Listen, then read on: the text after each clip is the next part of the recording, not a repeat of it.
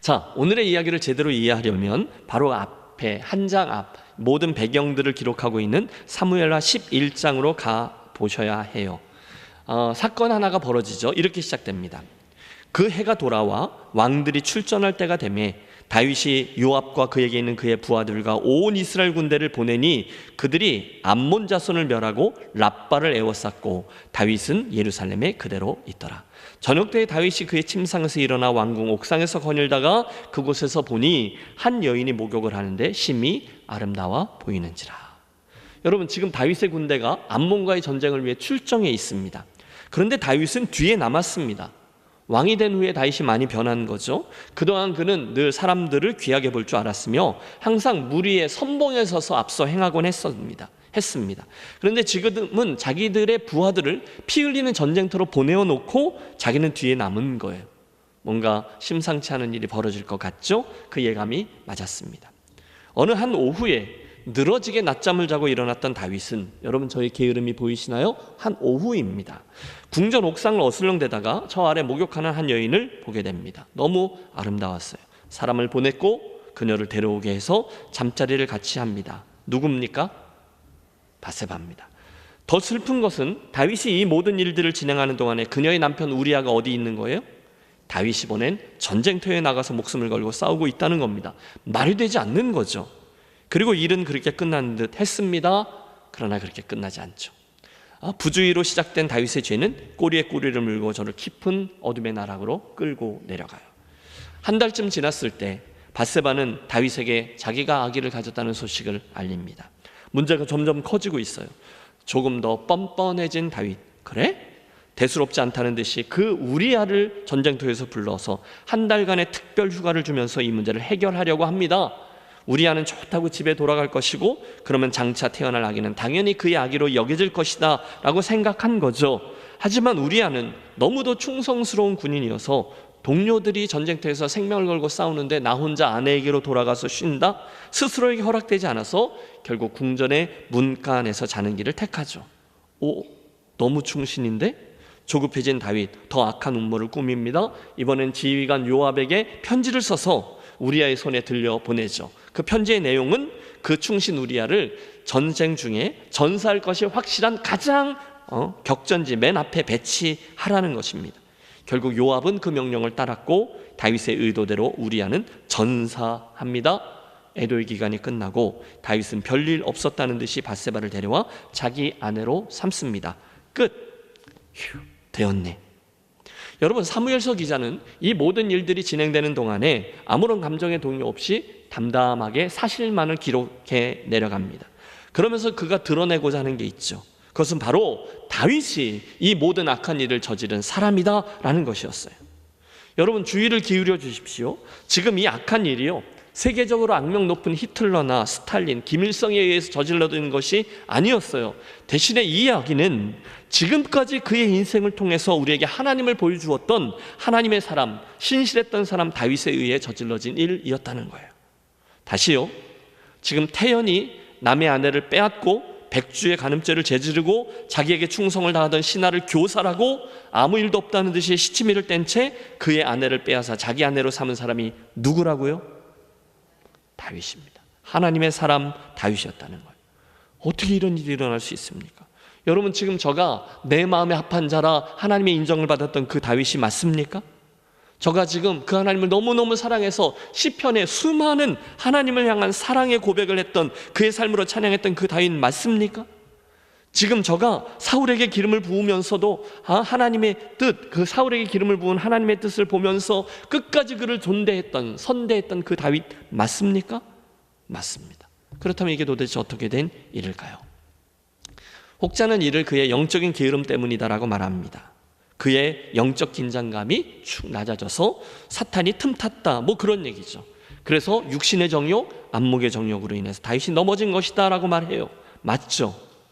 그러므로 우리는 다윗의 이 이야기를 타산지석으로 삼아 우리도 우리의 손과 발과 또 눈, 귀 이런 모든 것들에 파수꾼을 세워 경성하며 오늘을 살아가야 할 것입니다. 우리 그렇게 생각해요. 맞죠?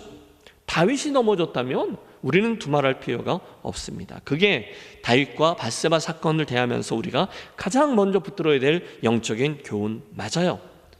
그런데 여러분, 오늘 우리 설교의 주제는 그 얘기 말고 그 다음부터 일어난 한 이야기에 관한 겁니다. 그러니까 그 죄, 추악함, 그것은 사실이죠. 그런데 이제 그 다음에 어떤 일들이 일어났고 그 일들이 우리에게 어떤 의미로 다가오는가를 우리가 하나님과 다윗 사이에 서서 바라보자는 겁니다. 우리의 설교의 주된 관심이 거기 있어요. 자, 사랑하는 여러분, 저는 오늘 가장 먼저 이 다윗과 밧세바 이야기가 실은 그날 이후에 오늘까지 우리들의 삶에도 수없이 반복되고 있는 실수요, 실패다라는 사실을 기억하고 싶습니다. 자, 그 이야기 속으로 가보시죠. 가장 중요한 역할을 했던 선지자가 한 명 나옵니다. 누구죠? 예, 나단입니다. 그 왜 저 앞선 시간에 다윗이 짓는 집, 하나님이 짓는 집, 그 얘기할 때 그 다윗이 의논했던 그 동역자, 그 나단 선지자가 오늘도 하나님과 다윗 사이에 서 있습니다. 그는 일평생 다윗을 향한 하나님의 뜻을 전달해주는 통로요 믿음의 동역자였는데 오늘도 변함없이 죄악 중에 허덕이던 다윗을 향해서 귀한 역할을 수행하고 있습니다. 놀라운 일이 있었어요. 다윗과 밧세바의 그 범죄 이후에 시간이 흐르고 있었다는 겁니다. 1년이나요. 그리고 아무런 일도 일어나지 않았어요. 여러분, 여기 굉장한 의미가 담겨 있는 거죠. 그냥 이렇게 넘어가는 건가? 하나님이 이를 모르시나? 하나님이 이걸 잊어버리셨나? 그냥 이렇게 그냥 가는 건가? 여러분, 수없이 많은 생각들이 교차하고 있는 그 순간, 아니요, 하나님께서 드디어 움직이십니다. 그러니까 그 1년이라는 시간은 하나님의 사랑의 표현이에요. 다윗으로 하여금 돌이켰으면 하는 기다림의 시간인 거죠. 오늘 우리들의 본문인 사무엘하 12장은 1년간 그 다윗의 회개를 기다리셨던 하나님이 드디어 나단을 보내 이야기 하나를 해주는 것으로 시작됩니다. 여러분 기억하십시오. 그러므로 이 모든 이야기의 바탕화면은 하나님의 사랑입니다. 할렐루야. 그래도 하나님이 다윗을 사랑하셔서 기회를 주시는 거예요. 기다리고 또 기다리다가 다윗이 그 죄악 중에 완전히 당신과 관계가 끊기고 또 망하게 되는 것을 원치 않았기 때문에, 그리고 그 은폐되어져 있는 죄 속에서 불안함 속에 살고 있는 자기의 친구 다윗을 되찾기 위해서 그가 회개하도록 베풀어 주신 은혜, 그것이 바로 나단의 걸어감으로 표현되고 있는 거죠. 1절, 여호와께서 나단을 다윗에게 보내시니 그가 다윗에게 가서 그에게 이르되 한 성읍에 두 사람이 있는데 한 사람은 부하고 한 사람은 가난하니, 뜬금없이 옛날 이야기 하나가 전달되고 있는 겁니다. 그런데 흥미로운 건, 여러분 우리는 그 이야기를 쭉 들으면서 다윗 이야기네 아는데 다윗이 전혀 눈치를 채고 있지 못하더라는 겁니다. 많은 양들을 가진 부자가 있었습니다. 손님들을 위해서 식탁에 올린 양 한 마리가 필요했는데 자기의 그 많은 양들을 잡지 않고 대신 가난한 이웃이 가지고 있던, 딸처럼 여기고 있던 너무너무 소중한 양 한 마리를 빼앗아 그걸로 손님을 대접했습니다. 여러분, 나단 선지자가 너무 훌륭한 이야기꾼이었던 것 같아요. 그 이야기 속에 완전히 몰입되어 있던 다윗이 노발대발합니다. 5절과 6절입니다. 다윗이 그 사람으로 말미암아 노하여 나단에게 이르되 여호와의 살아계심을 두고 맹세하노니 이 일을 행한 그 사람은 마땅히 죽을 자라. 그가 불쌍히 여기지 아니하고 이런 일을 행하였으니 그 양 새끼를 4배나 갚아주어야 한지라. 다윗이 화를 내는 거예요. 아니 선지자님, 어쩌면 그렇게 나쁜 놈이 있을 수 있습니까? 한순간 의로운 재판장의 자리에 서서 그가 그 사람에게 사형을 선고합니다. 도대체 어떤 놈입니까? 그런 놈은 반드시 죽음으로 그 나쁜 짓에 대해 대가를 치러야 합니다. 바로 그 순간에 잠시의 틈도 주지 아니하고 나단 선지자가 7절에 외칩니다. 당신이 그 사람이라. 예? 뭐라고요? 여러분, 이어지는 말씀을 보면 무시무시한 하나님의 책망이 막 쏟아지고 있어요. 이스라엘 하나님 여호와께서 이와 같이 이르시기를 내가 너를 이스라엘 왕으로 기름 붓기 위하여 너를 사울의 손에서 구원하고 내 주인의 집을 내게 주고 내 주인의 아내들을 내 품에 두고 이스라엘과 유다 족속을 내게 맡겼느니라. 만일 그것이 부족하였을 것 같으면 내가 내게 이것저것을 더 주었으리라. 그냥 넘어가요? 아니요. 하나님은 불꽃 같은 눈으로 다윗의 모든 죄를 지켜보고 계셨어요. 그리고 맹렬히 꾸짖습니다. 특별히 당신께서 다윗의 삶을 지금까지 어떻게 이끄셨는지를 하나하나 말씀하세요. 내가 너 다윗 무명의 목동에게 기름을 부어 왕이 되게 했다. 내가 너를 사울의 손에서 지켜 건져내 주었다. 내게 필요한 것 다 주었다. 나는 내가 여러 명의 부인들을 두었을 때도 아무 소리 하지 않았다. 그러면서도 이스라엘과 유다 전체를 너에게 맡겼다. 만일 내게 다른 게 필요했으면 더 주었을 것이다. 그런데 9절입니다. 그러한데 어찌하여 내가 여호와의 말씀을 업신여기고 나보기 악을 행하였느냐? 내가 칼로 햇사람 우리아를 치되 암몬 자손의 칼로 죽이고 그의 아내를 빼앗아 내 아내로 삼았도다. 여러분, 하나님의 책망에 다윗은 도망갈 곳이 없습니다. 변명할 수 없습니다. 준엄한 하나님의 메시지는 다윗으로 하여금 숨도 못 쉬게 했을 것입니다. 다윗은 그 어간에도요, 매일매일 제사장들이 집전하는 국가적인 제의 행위, 거기에 참석해서 그 자리를 지켰을 거예요. 왕의 자리에서 제사를 지냈겠죠. 여전히 아침마다 어전회의 했을 겁니다. 영의정도 있고 좌의정도 있고 우의정도 있고 이건 저래라 저건 저래라 늘 하던 대로 국정을 운영했어요. 별 무리 없었어요. 더더군다나 그 누구도 다윗의 인생에 무슨 일이 일어났는지를 신경 쓰지 않았어요. 아무도 뭐라 하지 않았어요. 어쩌면 그는 계속해서 이스라엘 성군처럼 그럴싸하게 보였을 겁니다. 다 괜찮아요. 다 평안해요. 단 한 군데만 빼놓고요. 어디입니까? 바로 그의 영혼 깊은 곳입니다. 그는 알고 있었어요. 제가 하나님과 자기와의 관계에 무시무시한 일이 일어났다는 걸 알고 있었어요. 1년 동안이나요. 왜요? 그 1년 동안 하나님은 그에게서 찬송의 영을 거두어 가셨기 때문입니다. 평생토록 그 다윗과 동행하며 그분의 친구로 느껴지며 바로 옆에 있는 그 친구로 느껴지며 여호와는 나의 목자시니 내게 부족함이 없습니다. 친밀하게 교제하던 하나님이 한순간 다윗을 향해서 얼굴을 돌리신 거죠. 다윗의 안에 찬송의 영이 메말라 봤어요. 하나님이 침묵하셨어요. 얼마 동안? 그 1년 동안. 여러분, 다윗이 그걸 모르겠어요? 대답을 좀 해주세요. 다윗이 그걸 못 느끼겠습니까? 느낍니다. 끔찍한 겁니다. 다윗 인생에 처음으로 느껴보는 비극입니다. 아무도 몰라요. 그러나 그는 압니다. 하나님이 아무런 말씀을 하지 않으셨어요. 한 달, 두 달, 점점 불안해지는 거죠. 신음합니다. 그의 영혼이 파리해집니다. 어쩌지? 이게 끝인가? 하나님이 정말로 나를 버리셨는가? 내 인생은 이렇게 맞춰지고 말 것인가? 여러분, 그런 경험 해보셨나요? 내가 무슨 죄를 졌어요. 하나님이 기뻐하지 않으세요. 내 패역함이에요. 그걸 내가 알아요. 그래서 하나님께서 마치 나를 향해서 얼굴을 돌려버리신 것 같은 그런 경험 말입니다. 끔찍합니다. 하나님으로부터 떨쳐졌다고? 그런데 여러분, 오늘 우리들의 관심이 여기에 있다고 했죠. 그렇게 처참하게 망가진 다윗이 언제 어떻게 회복되었다고요? 바로 그 좋으신 하나님이 사랑이죠. 그에게 다가오셔서 그에게 입을 열어 말씀하셨을 때였습니다. 할렐루야.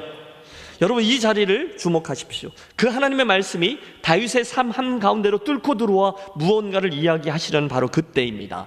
당신이요, 바로 당신이 그 악한 사람이요, 당신이 그 살인자요, 당신이 그 간음자요, 당신이 이 모든 죄를 지은 장본인이요. 사랑하는 여러분, 내게 들려지는 하나님의 말씀을 나에게 하시는 하나님의 말씀으로 받는 순간, 그때가 저와 여러분에게 가장 큰 축복의 시간임을 기억하시기를 바랍니다. 그때 그 말씀이 바로 현재형의 복음이에요. 그때 그 말씀이 1인칭 복음이고 1인칭 말씀이 되는 거죠. 그리고 그때서야 비로소 하나님의 말씀이 내 삶에 진정한 능력으로 역사하시는 줄로 믿습니다. 그때 우리가 회개하고, 그때 우리가 변화되고, 그때 우리가 결단하고, 그때 우리가 새로운 출발선에 섭니다. 잊지 마세요. 하나님은 오늘도 여러분을 추적하고 계세요. 오늘도 하나님의 관심은요, 저 앞과 옆에 있는 누군가가 아니라 바로 여러분에게 있습니다. 여러분, 이 사실을 믿으시기 바랍니다.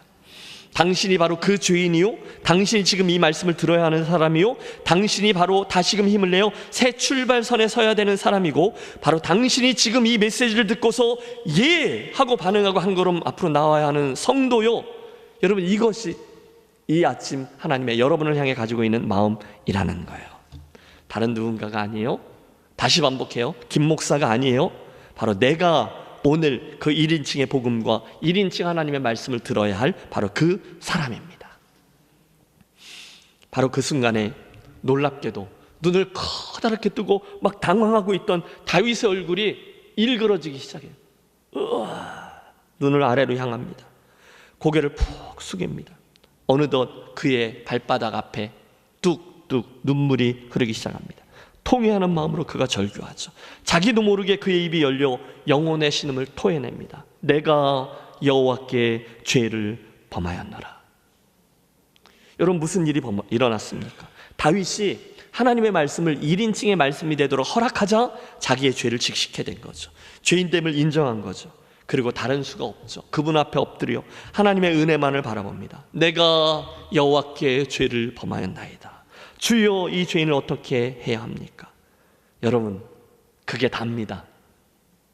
하나님께서 오늘 저에게 원하시는 건 그게 답니다. 하나님 오늘 여러분에게 원하시는 것은 그게 다예요. 우리가 할 일은 우리의 죄인됨을 그분 앞에 인정하고 고하고 은혜를 갈망하며 그분의 선처를 갈망하는 것뿐입니다. 이제 용서는, 이제 치유는, 이제 회복은 우리가 아니라 하나님 그분의 손에 달려 있는 거예요. 그 다음은 주도권 얘기입니다. 자, 오늘의 이야기가 진행되는 동안에 혹자는 이 모든 일의 주도권을 잡은 이가 혹시 다윗이라 생각할 수 있어요. 여러분, 우리가 11장 이야기부터 시작했는데 거기서부터 모든 일들이 어떻게 일어나는지 모든 과정들을 보았어요. 그걸 보면 다윗은 계속해서 사람을 보내고 사람을 불러오고, 그렇죠? 밧세바를 오라 하고 또 밧세바를 가라 하고, 다른 사람을 보내서 우리아를 오라 하고 우리아에게 집에 가라 그랬다가 또다시 부르고 그의 손에 음모가 담긴 편지를 들려서 요압 장군에 보내고, 계속 그렇게 행해요. 보내고 당연하죠. 그는 왕이었거든요. 마음대로 합니다. 그리고 사람들은 모두 다 그가 하라는 대로 합니다. 그러나 보세요, 같은 단어 보내고인데 12장 1절에서 하나님이 사용하신 단어 보내고는 전혀 다른 차원의 보내고였어요. 한순간 여호와께서 나단 선지자를 보내고, 같은 단어죠. 그러나 그걸로 끝인 거죠. 우리는 이 모든 일의 진짜 주인공이 누구인지를 바로 보게 됩니다. 순간 자기의 주변 사람들을 이리저리 보내며 사람의 생명과 인생을 마음대로 좌우하는 듯 행세했던 다윗의 권세가 일순간 산산조각이 나버려요. 그의 감추었던 죄악이 백일하에 드러납니다. 행복 같은 보였던 그의 삶, 그의 위선이 박살이 납니다. 누가 하신 일입니까? 하나님. 그 문장의 주어가 누굽니까? 하나님 그분입니다. 보내고, 하나님이 나단 선지자를 보내고, 끝. 동일하게 여러분, 그렇다면 오늘 누가 저와 여러분 인생의 주인이십니까?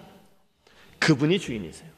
그러므로 빨리 인정하십시오. 우리 할 일은 그분이 나에게 다가오셔서 말씀하시는 그 말씀을 종으로 듣는 거예요. 청지기로 듣는 거예요. 그대로 내 삶으로 가지고 와서 1인칭화 하는 겁니다.